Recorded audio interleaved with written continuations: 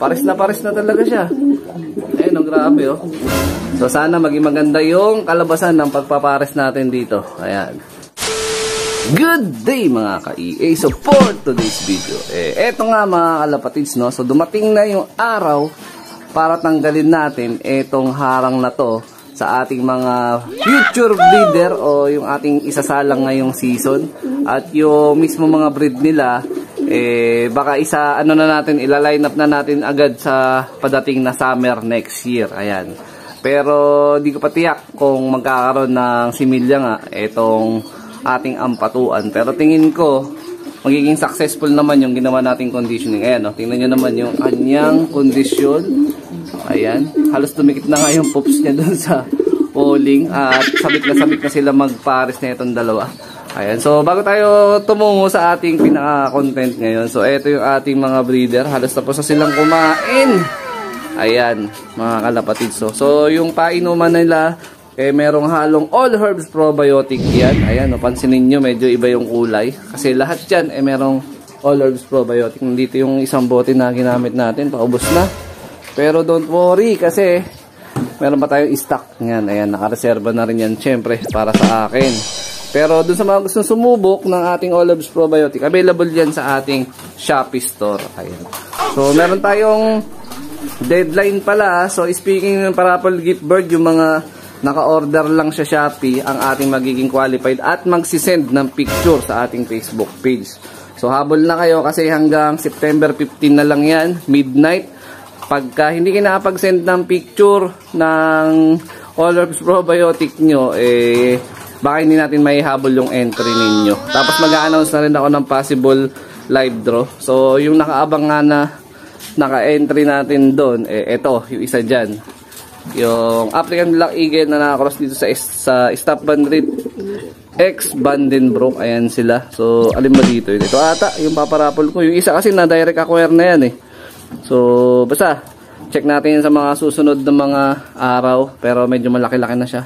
Possible walay nito bago magkatapusan o mismong katapusan ng buwan na September. Ayan. Tapos ito naman, possible next week mapipisa na rin yung kanilang egg. Ito, Sir Dennis Palmaline pa rin tong itong checkered na kak. Old line Victor Lim, tapos na nakakross o nakapares doon sa ating Jerry C. Ayan, shoutout nga pala kay Pres Ron Rosales. Ayan, galing sa kanya tong hen na to.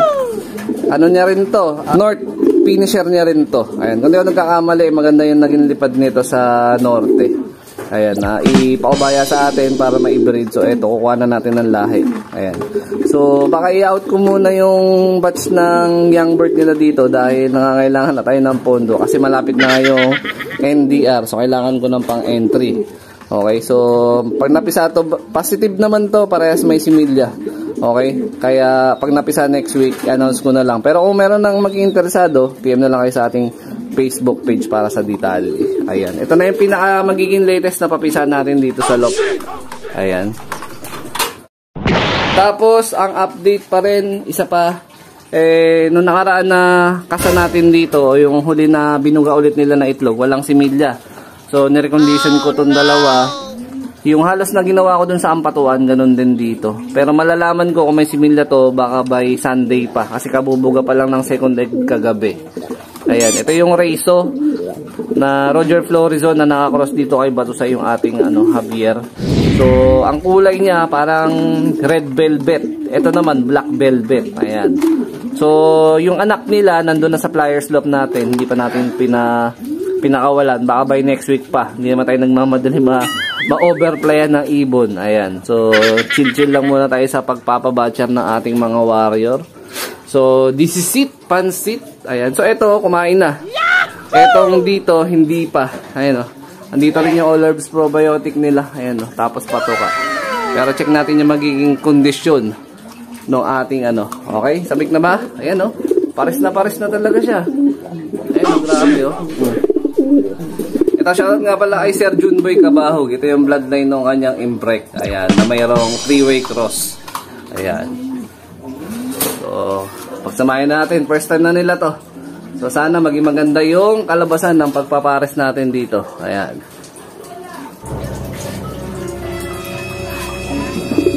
Okay.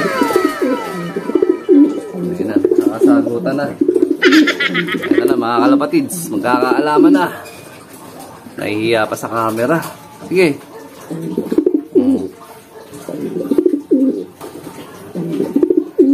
Ayun. Ayun, no? Nasayaw-sayawan na. Parehas blue bar. Yung isa dirty blue bar, yung isa blue bar. Excited na rin ako sa kalalabasan na magiging anak na itong dalawa na to. Sana makakuha na tayo ng lahi na itong ampatuan, mga kalapatids. At makapaglipad na tayo sa padating na summer next year. Ayan. Medyo naiilang ata sa atin. Ayan, grabe mga kalapatids. Hanggang ngayon, sinasayawan pa rin nila isa't isa.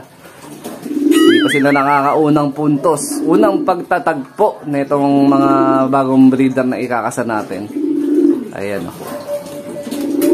parang medyo nagpapakipot pa tong si ampatuan, Ayan, pakipot pa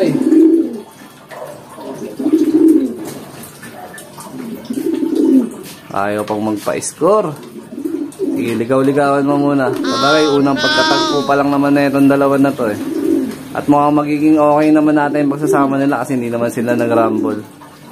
Ayan, ang ganda na ang katawan na itong ampatuan, Parang tingin ko nga, mahalos magkasinlaki lang sila na sukat, Ayan, napakalaking hen.